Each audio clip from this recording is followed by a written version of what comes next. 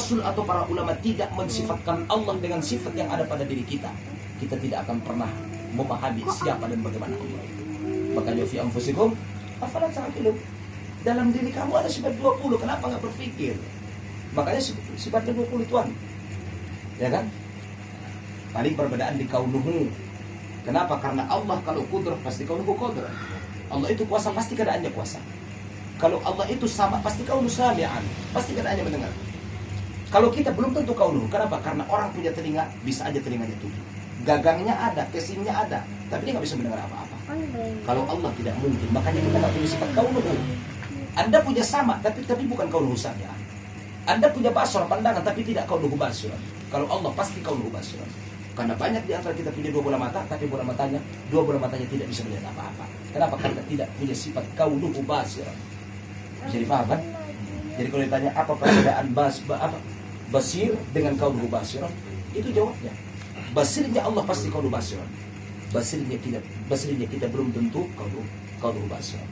Kudrahnya Allah pasti kaunuhu qadiran. Ya kan? Kudrahnya kita belum tentu kaunuhu qadiran. Kenapa? Punya tangan kita tapi tangannya lumpuh. Termakan usia, termakan stroke, termakan penyakit, ya kan? Karena bukan kaunuhu qadiran. Allah tidak mungkin begitu, pasti kaunuhu qadiran. Setelah beda udah sifat 20. Dia pilih-pilih sama maksudnya. Kudrah, kuasa, kaunuhu qadiran keadaannya kuasa ini ya. Ada maksudnya. Anggota sambut tujuan tahsilul hasil dong. Masa disebut sesuatu yang udah disebut, nggak ada begitu kalau dalam ilmu gitu loh. Nah, kandungan maknanya begitu. Baru kemudian wadu 'ala tilkal qubbah lakanu bi faltairin jalisin 'ala jabalin fara'aitu hadhil arba'atil anhar takhruj min tahta hadhil qubbah. Aku melihat 4 sungai besar ini keluar dari bawah kubah. Kubah nagora bang kan? Falamma aradtu an arji', manakala aku mau pulang, qala li dzalikal malak, berkatalah malaikat yang tadi diutus Allah kepada Muhammad sallallahu alaihi wasallam, lima la tadkhul al-qubbah. Kenapa kamu enggak masuk ke dalam kubah itu ya Muhammad? Asuha masuk kok. Lesna tuson mau kan mentong kan. Qultu kaifa adkhul? Bagaimana aku bisa masuk ke dalam? Wa ala babiha, di pintunya kuflun. Ada gembok. Ya kan? La miftah lahu aini. Saya enggak punya anak gemboknya. Di gembok saya punya anak kunci ya maksudnya gitu. Bagaimana saya masuk ke dalam? Qal, dikata miftahuhu bismillahirrahmanirrahim. Anak kuncinya adalah baca bismillah. Jelas ya? Maka Syekh Nawawi Al-Bantani menjelaskan dalam kitab Kasyifatus Sajah ala syarhi Safinatin Najah, man qala bismillahirrahmanirrahim 21 kali sebelum tidur, ya kan? Fakutiba lahul abdal, dituliskan dia golongan orang rijalul ghaib. Abdal itu cuma 40 di dunia ini. Tidak dong yang bilang 40 orang-orang pilihan rijalul ghaib itu, yang setiap tahun mengadakan konferensi di atas Ka'bah di 9 Arafah. Dan kemudian disitulah bertemu dengan Nabi Isa dan Nabi Khidir, yang kemudian berpisah di Babus Salam Na'as Demam sambil membaca bismillah. 5 bismillah masya Allah la yasukul khairul. Baca kitab Syahrus Salikin ala tariqat istafiyah karangan Syekh Abdul Samad Al-Falambani. Itu rijalul ghaib. Jadi meskipun bukan rijalul ghaib, tapi di mata Allah rijalul ghaib. Amalanna baca bismillah 21 kali sebelum wudu. Ini ya Tuhan. Kemudian wa amanun minas sirqah, Allah amankan daripada kecurian. Wa amanun minal haraq, aman dari kebakaran. Wa amanun min mautil fajah, Allah amankan dari kematian tiba-tiba. Karena banyak orang begitu dia bismillah mahya wa amuts, maka amuts wala ahya, dia mati enggak hidup lagi maksudnya. Kenapa? Karena ruh Anda sedang cabut, cuma namanya ruh yaqadha, bukan ruh layak. Ya kan, ibenku alarm maksudnya bangun jam 5. Untunglah kesetiaan ruh itu lebih setia daripada mentari. Karena mentari pasti terpicu dengan waktunya, namun terkadang dikelembui oleh awan yang datang. Tapi ruh itu tepat waktu pulang. Coba kalau begitu kita bikin alarm, bangun jam 5 keinginannya contoh, ternyata ruh Anda kembali 2 bulan kemudian. Kita kalah, kok selesai.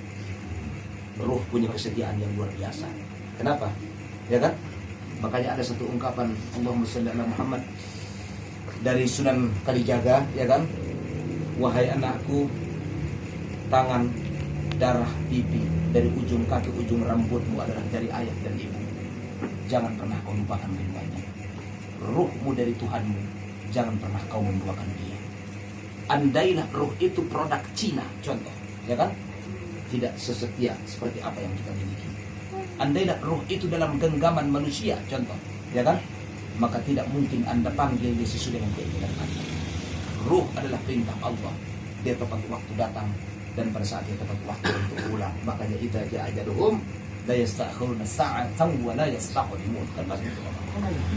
Makanya yas'alunaka 'anil ruh, qul ar-ruh min amri rabbi. Iya kan? Kita lanjutkan dulu hadisnya. Rangkum. Qala Miftahu bismillahirrahmanirrahim. Falamma danautu minal kufli. Manakala aku dekat kepada gembok itu, wa qultu bismillahirrahmanirrahim, aku bacalah bismillah, maksudnya infatahal kuflu, otomatis terbukalah gembok itu. Wa dakhaltu fil kubbah, aku masuk ke dalam kubah. Fara'aitu hadhil anhar, maka aku melihat sumber air yang 4 ini. Mai dia bang sumber air sawun dia.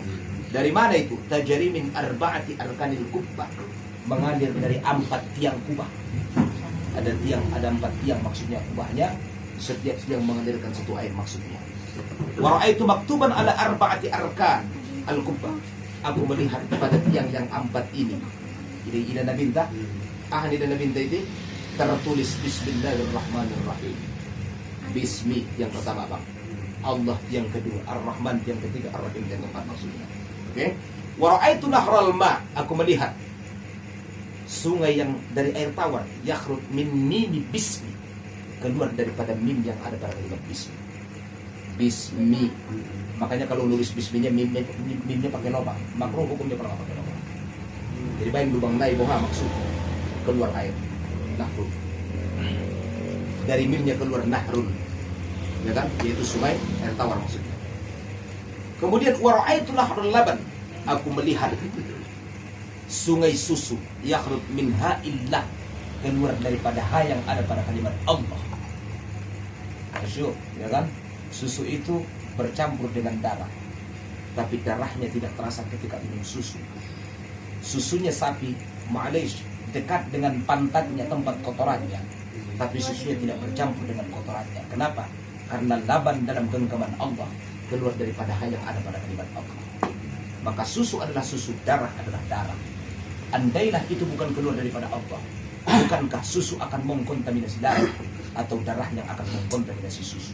Allah tunjukkan sebuah kekuatan, karena nahrul laban takhrut min ha'illah, karena sungai susu keluar daripada ha yang ada pada kalimat Allah. Dua. Kemudian wa nahrul khamar, khamar, ya kan?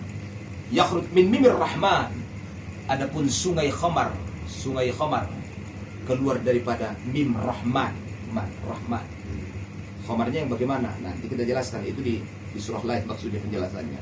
Wa nahrul asal, kemudian sungai madu keluar daripada mim ar-rahim. Karena madu adalah manis di atas manis, namanya manisan, ya kan? Dan madu tidak ada yang mengalahkan manisnya maksudnya. Semakin manis dia semakin anti dengan semut maksudnya. Karena kalau madunya madu asli, kenapa? Karena dia berasal daripada rahim, kesejatian cinta yang tidak akan pernah didapatkan oleh siapa kecuali orang-orang yang bisa menerjemahkan cinta dan merasakannya. Rahim namanya. Iya, penyayang apa? Penyayang. Fa'alimtu, kini aku tahu, kata Nabi, kini aku tahu anna asla hadhil al-arba'ah min al-basmalah. Semua 4 sungai ini berasal daripada bismillah. Faqala Allah Ta'ala azza wa jal, Allah berfirman azza wa jal, ya Muhammadu, wahai Muhammad, man dzakarani bihadhil asma' min ummatika biqalbin khalis min riya, orang yang mengamalkan bismillah, menyebutku dengan hati yang benar-benar kinclong tanpa ada riya, wa qala bismillahirrahmanirrahim, dia membaca bismillahirrahmanirrahim, saqaitu min hadhil anhar, ku beri dia dengan sungai-sungai yang 4 ini semuanya. Bismillah bang, pokok bismillah. Makanya kullu ambil dibalin la yubda bi bismillah fa huwa aqta, khalas. Bismillah sudah kan? Wa fil hadits la yuraddu du'a awwaluhu bismillahirrahmanirrahim, doa tidak akan pernah ditolak Allah kalau tidak awal dengan bismillahirrahmanirrahim. Wal kalam 'ala al-basmalah bil asrar taif, kalau kita bicara bismillah banyak rahasia terpendam di dalamnya. La yadkhul tahta hasrin, andai kita bukukan setebal ini pun tak akan selesai menjelaskan bismillah. Saking dalam nama Tuhan.